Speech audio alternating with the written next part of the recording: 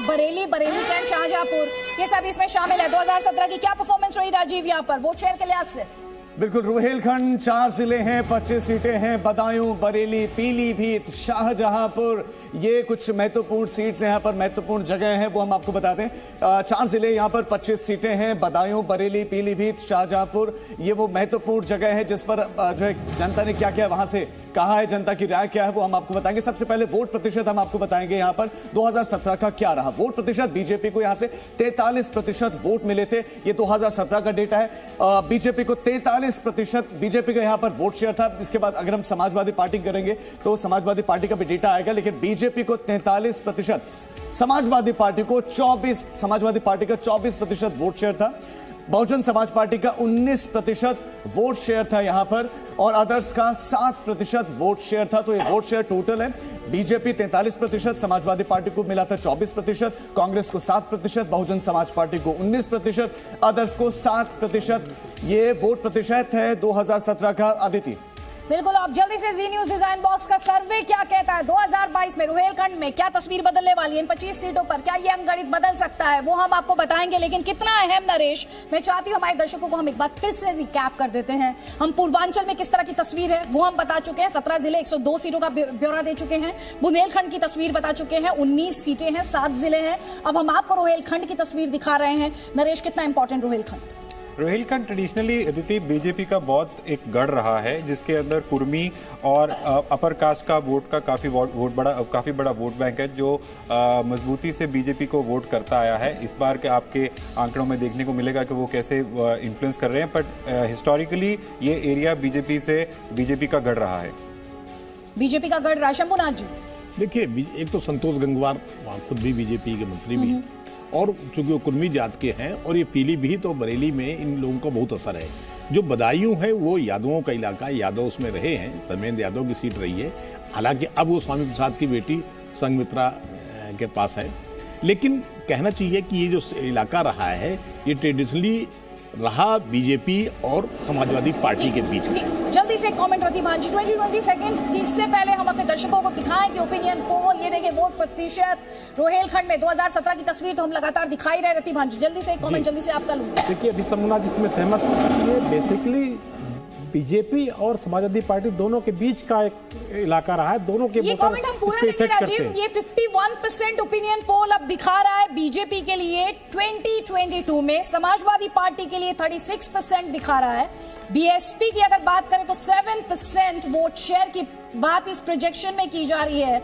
इसके अलावा Congress party 4% loose कर रही है, 2017 के मुकाबले 7% थी। और अगर अदर्स की बात यहां पर की जाए कि मूड के लिहाज से, तो ये 2% है। तो यहाँ पर भी इंटरेस्टिंग स्टोरी है राजीव। 2017 बीजेपी 43% से 2022 में 51% गेनिंग, समाजवादी पार्टी 24% से 36%, बड़ा जंप। बिल्कुल अदिति, 51% बीजेपी, समाजवादी पार्टी को 36% मिल रहा है, बहुजन समाज पार्टी 7%, यानी कि जो 8% ज्यादा वोट शेयर मिल रहा है इस बार रुहेलखंड में बीजेपी को। तो ये 2017 का और अभी का ओपिनियन पोल का ये अंतर है आपके सामने। नफा 8% का नफा हो रहा है। और देखिए 2017 में समाजवादी पार्टी को भी फायदा है, समाजवादी पार्टी को 12% का फायदा हो रहा है। नुकसान किसका हो रहा है? नुकसान हो रहा है बसपा का, 12% का नुकसान, और नुकसान अदर्स को भी हो रहा है, 5% का अदर्स का नुकसान, लेकिन फायदा बीजेपी को हो रहा है। बीजेपी का ये टोटल जो है ग्राफिक्स आपके सामने, बीजेपी को 43 2017 में मिली थी और 51 इस बार मिल सकती है। ये हम अभी वोट प्रतिशत की बात कर रहे हैं, वोट प्रतिशत है, और 8 जो है % ज्यादा इस बार मिल सकता है बीजेपी को। समाजवादी पार्टी को 24 पिछली बार मिला था, इस बार 36%। इसके अलावा रुहेलखंड के लोग मुख्यमंत्री के तौर पर किसको सबसे ज्यादा पसंद कर रहे हैं, वो की डेटा भी आपके सामने रखते हैं। जब हमने पूछा कि मुख्यमंत्री के तौर पर आप किसको पसंद करते, तो स्वतः उन्होंने एक नाम बताया। वो नाम और वो डेटा हम आपके सामने रखने वाले हैं। तो चलिए आपको बता देते हैं कि वोट प्रतिशत क्या था, वो हमने आपको बताया, अंतर भी आपके सामने बताया, और अंतर आपके सामने है। और उसके बाद बताएंगे मुख्यमंत्री जो मुख्यमंत्री के तौर पर किसको पसंद करते हैं। कांग्रेस को 7 और ओपिनियन पोल में कहता है कि कांग्रेस को नुकसान होगा। आदित्य, ये डेटा बिल्कुल बिल्कुल, Samajwadi party gaining 12%, BJP gaining 8%, क्या कहती है तस्वीर? ट्रेंड सेम जो हम पिछले 2 रीजन्स में देखकर आए हैं, ट्रेंड लगभग वो है। कि सपा को गेन हो रहा है, बट सपा का गेन भाजपा का लॉस नहीं दिख रहा है इस पर्टिकुलर एरिया में। अगर हम देखें तो ये जो सपा का गेन है वो फिर वंस अगेन बसपा के कॉस्ट पे है। और अगर आप सीटों का आगे अगला वाला सेक्शन आप देखेंगे तो उसमें भी आपको ये बात साफ होगी कि जो बसपा का लॉस है वो सपा के पास जा रहा है। पर क्योंकि ये क्षेत्र में जैसे पहले बताया कि भाजपा का गढ़ रहा है, तो भाजपा को यहाँ पे नुकसान नहीं हो रहा, भाजपा यहाँ पे और गेन कर रही है।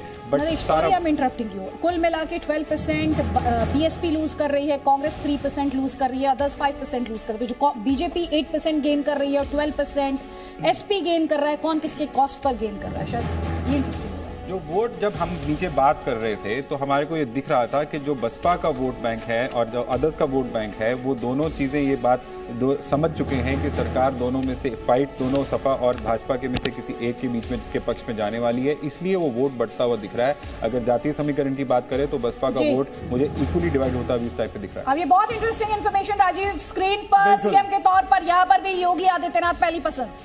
मुख्यमंत्री योगी आदित्यनाथ को जो है आपने देखा डेटा 47% लोग सबसे ज्यादा पसंद कर रहे हैं मुख्यमंत्री के तौर पर। अखिलेश यादव 37% लोगों ने कहा कि हमें मुख्यमंत्री के तौर पर सबसे ज्यादा पसंद है। 9% लोग कहते हैं मायावती हमें मुख्यमंत्री के तौर पर पसंद है।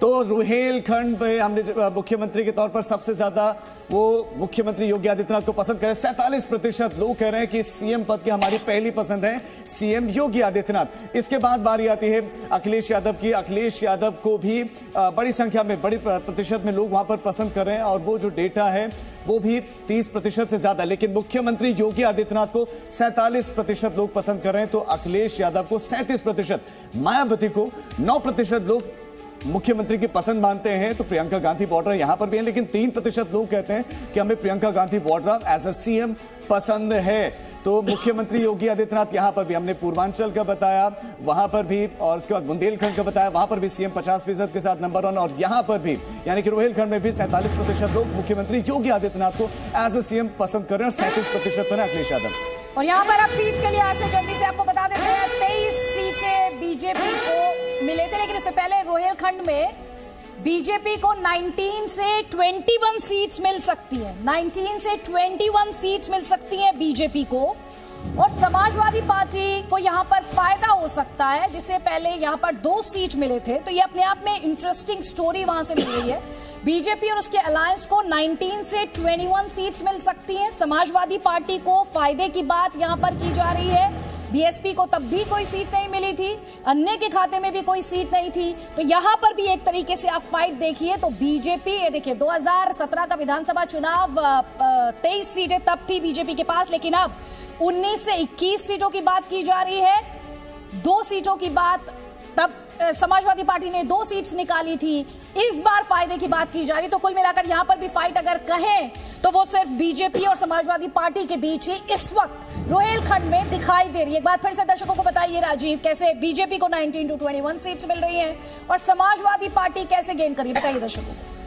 तो ये रुहेलखंड का हाल है, किसको कितनी सीटें मिल रही हैं। ओपिनियन पोल में बीजेपी को सबसे ज्यादा सीटें मिलती हुई दिखाई दे रहे हैं, जबकि समाजवादी पार्टी को 3 से 7 सीटें यहां पर मिल सकती हैं। बहुजन समाज पार्टी का खाता एक बार फिर से नहीं खुल सकता है और कांग्रेस पार्टी भी शून्य पर रह सकती है। ये है रुहेलखंड को में किसको कितनी सीटें। बीजेपी को मिल सकती हैं 19 से 21 सीटें, समाजवादी पार्टी को 3 से 7 सीटें, और आपको जो है मेट्रो चल रही है और एक एक बोगी में जो है डेटा आपके सामने आने वाला है। रुहेलखंड में किस पार्टी को कितनी सीटें, सबसे ज्यादा सीटें रुहेलखंड में बीजेपी को मिलती हुई नजर आ रहे हैं। 19 से 21 सीटें बीजेपी को रुहेलखंड में मिल सकती हैं, और इसके बाद समाजवादी पार्टी है वो दूसरे नंबर पर है। समाजवादी पार्टी को यहां